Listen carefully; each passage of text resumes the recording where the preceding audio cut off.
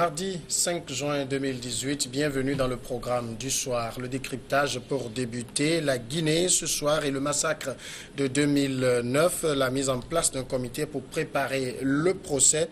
Le ministère guinéen de la Justice a mis en place vendredi le comité de pilotage chargé de préparer le procès du massacre de septembre 2009 dans un stade de Conakry qui avait fait plus de 150 morts. La création de ce comité a été annoncée fin décembre. La justice mettait alors fin à une enquête de 8 ans et renvoyait les 14 prévenus devant un tribunal correctionnel. Elle avait par la suite fait l'objet d'un arrêté ministériel. En avril, nous en parlons avec notre éditorialiste Mamadou Diouf. Bonsoir Mamadou Diouf. Bonsoir Samuel. 8 ans de procédure judiciaire tout de même longue. Est-ce qu'on approche du bout du tunnel? On espère qu'on approche du bout du tunnel. Il ne faut pas qu'on oublie qu'on est en matière criminelle. Ça peut aller jusqu'à 10 ans de procédure. Et ici, il faut quand même laisser à la justice son temps. Il y a un avocat sénégalais, Maître Doundoui, qui dit que la justice ne s'appelle pas la vieille dame pour rien. Il dit qu'une vieille dame, quand elle marche lentement. Donc, on est en face d'une affaire qui est une affaire criminelle. Il y a 150 morts. C'est vraiment pas une petite affaire. Il ne faut ni précipiter les choses au point de ne pas avoir un bon procès, ni faire traîner également les choses au point que les victimes aient l'impression qu'on ne veut pas faire un véritable procès. C'est vrai que pour les victimes, 7 ans, 3 ans, c'est toujours long. Parce qu'eux, ils ont directement subi ce qui s'est passé. Les procédures du droit, les enquêtes, les expertises, les contre-expertises, à la limite, eux qui ont subi la réalité de la violence avec ce qui s'est passé ce 28 septembre au niveau du stade, pour eux, c'est très long. Mais il faut reconnaître que pour la justice, ce n'est pas une surprise qu'un tel procès puisse prendre 7 ans avant qu'on en arrive là où on est aujourd'hui. Est-ce qu'en mettant en place ce comité de pilotage, cela signifie qu'une bonne partie de la procédure est bouclée? En principe, la procédure est bouclée. Il reste quelqu'un qui n'a jamais été entendu, qui se trouve en France, et malheureusement la commission rogatoire qui a été envoyée, la France ne l'a pas accepté. C'est juste lui qui reste parmi les personnes qui avaient été citées. Donc on peut dire que la procédure elle est bouclée. Maintenant les gens se posent des questions. Pourquoi un comité? Pourquoi ne pas aller directement au procès puisque les affaires sont bouclées? Et quand on regarde ce qu'on dit sur le comité, on parle d'organisation matérielle. Certains même soupçonnent qu'il n'y a pas d'argent. En disant qu'une des missions de la commission, ce sera de trouver les moyens pour que le procès puisse se faire. Il ne faut pas qu'on oublie qu'on a reporté des élections en Guinée en disant qu'il n'y avait pas les moyens sur le plan financier pour le faire.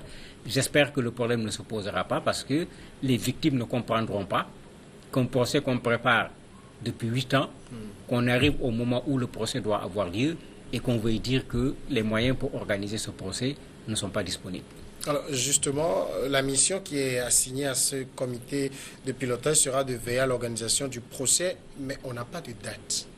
Oui, la date n'est pas encore fixée, puisque ce n'est pas la commission en principe qui devrait fixer la date. Quand les gens ont fini de faire le travail préliminaire au niveau des enquêtes, on va au tribunal, c'est le tribunal qui doit dire nous allons ouvrir le procès à telle date. Je ne crois pas que ce soit le comité qui doit se charger de dire c'est à telle date que le procès doit avoir lieu, parce que ça pourrait déjà commencer à faire croire aux gens que bon, il y a une autre main qui s'en mêle, qu'on laisse la justice faire son travail. Les dossiers ont été déposés là où ça doit être déposé. Ces gens vont les regarder et dire qu'à telle date, le procès va pouvoir être ouvert. Le comité, s'il le faut, n'a qu'à aller s'occuper des questions matérielles pour que le procès se fasse dans de très bonnes conditions. Alors, l'Union européenne et les États-Unis ont promis chacun 400 000 euros. Ça veut dire que financièrement, la Guinée n'a pas vraiment les moyens d'organiser un tel procès. La Guinée ne l'a pas dit clairement. Mais je disais tout à l'heure qu'un des objectifs du comité, c'était en fait ça. Parce qu'un procès où il y a eu 150 morts, un procès où vous avez même la Fédération internationale des droits de l'homme qui est là, il y a les organisations de la société civile qui se sont portées, parties civiles, etc. On risque d'assister à un gros procès, mais un procès également qui risque de prendre du temps. Et généralement, ça coûte de l'argent. Et si l'État guinéen n'a pas mis ce qu'il faut pour organiser le procès pourrait même être reporté simplement parce que les moyens financiers ne sont pas là, ce qui n'est pas admissible.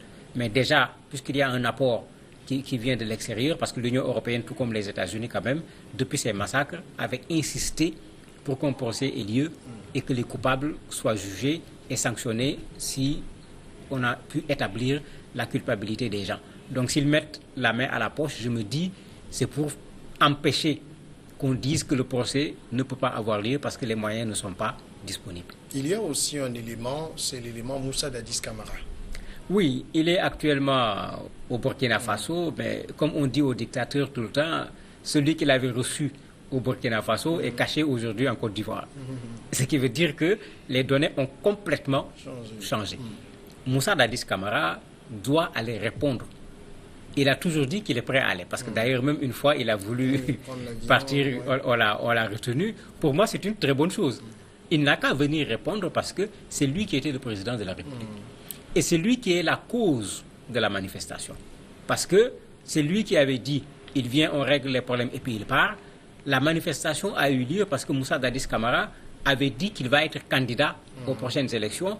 Et un des objectifs de la manifestation, c'était de refuser sa candidature aux prochaines élections. Donc, sa prise de position par rapport aux élections est là. C'était lui le président de la République. C'est lui qui est donc chargé de la sécurité des Guinéens. S'il y a eu 150 morts, sa responsabilité, elle est engagée, soit directement, soit indirectement. Il serait bon qu'effectivement, qu'il prenne l'avion cette fois et qu'il vienne pour dire au niveau de ce procès qu'est-ce qui s'est réellement passé. Les Guinéens et les Africains ont besoin de savoir parce que 150 morts en un seul jour, c'est un massacre qui est inacceptable. Alors, quand on imagine quand même la scène, une manifestation dans un stade, on a 157 morts et 109 femmes qui ont été violées. Oui. Comment cela s'explique? Mais ça s'explique par le fait qu'ils ont laissé les gens rentrer dans le stade. Quand les gens se rappellent de l'événement, ils ont fermé les portes, ils ont tiré d'abord de l'extérieur du stade. Donc créant une panique généralisée à l'intérieur. Et les gens, à l'époque, montraient même des milices qui avaient également des armes blanches, qui étaient là avec les policiers et ont tué au hasard.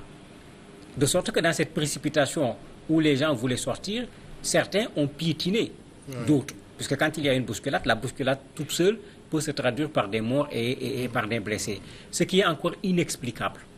Pourquoi violer ces dames, ces filles qui étaient là simplement pour manifester? Depuis quand violer des femmes fait partie du maintien de l'ordre? Ces gens ont voulu semer le bordel ce jour-là au niveau du stade et c'est exactement ce qu'ils ont fait. Raison pour laquelle il ne faut pas laisser passer une telle chose. Il faut pouvoir identifier les coupables et les sanctionner pour que ça serve de leçon aussi bien pour la Guinée que pour les autres pays africains. Est-ce que c'est le gouvernement guinéen qui souhaite vraiment aller au procès ou bien c'est une pression de la communauté internationale qui les contraint? Il y a surtout la pression de la communauté internationale. Il y a la pression également à l'interne avec l'association des victimes, des parents et des amis des victimes, dirigée par une dame, Asmaou Diallo, qui pendant ces années n'a jamais lâché du lest par rapport à cette bataille. Même quand on a parlé de l'ouverture du procès, elle est revenue sur quelque chose qu'elle a tout le temps dit. On n'a jamais entendu l'actuel président guinéen parler de cette affaire. Et pour elle, ça crée une sorte de doute. Est-ce que véritablement ce gouvernement veut que le procès ait lieu? Et ça se justifie parce que certaines personnes qui sont éventuellement des coupables dans cette affaire sont aujourd'hui au niveau des commandes dans le pays. Et les gens se disent que c'est peut-être pour ça que le président de la République ne veut pas se prononcer et le gouvernement également n'est pas pressé d'aller à un procès qui pourrait aboutir à la désignation d'un certain nombre de personnes avec qui il collabore aujourd'hui au niveau de l'État. Les 14 personnes qui sont renvoyées en procès aujourd'hui sont eux uniquement les coupables? Non, 150 morts, ça ne peut pas être les 14 personnes. Peut-être au niveau de la tête, au niveau de ceux qui ont donné des ordres, on peut trouver 14 personnes, mais c'est un massacre qui a été fait au niveau du stade. Ceux qui ont exécuté les bras armés, il faut également qu'on puisse les retrouver et ça va largement dépasser 14 personnes si on parvient à savoir qui portait les armes blanches ce jour-là. Mamadou Diouf, est-ce que ce sera un procès guinéo-guinéen ou bien il y a un pan des faits dont la justice internationale peut se saisir? La justice internationale va se saisir d'une partie parce que à chaque fois qu'il y a eu des marches le 28 septembre, au moins la Fédération internationale des droits de l'homme est venue participer aux marches et sur le plan international, ils ont fait du lobbying de façon très forte pour qu'il y ait un procès en Guinée, pour que ce qui s'est passé là-bas, qu'il n'y ait pas de l'impunité et que ceux qui ont eu à massacrer les populations, à violer des femmes, puissent s'en sortir comme ça, comme si rien ne s'était passé. Je crois que ça ne sera pas seulement les Guinéens qui vont faire pression, mais au moins la FIDH va faire pression et certainement l'Union européenne, tout comme les États-Unis qui mettent leur argent dedans, ne vont pas accepter qu'on fasse une parodie de procès. Mamadou Diouf, merci d'avoir répondu à nos questions. C'est moi qui vous remercie. La pause à présent est l'invité de ce soir.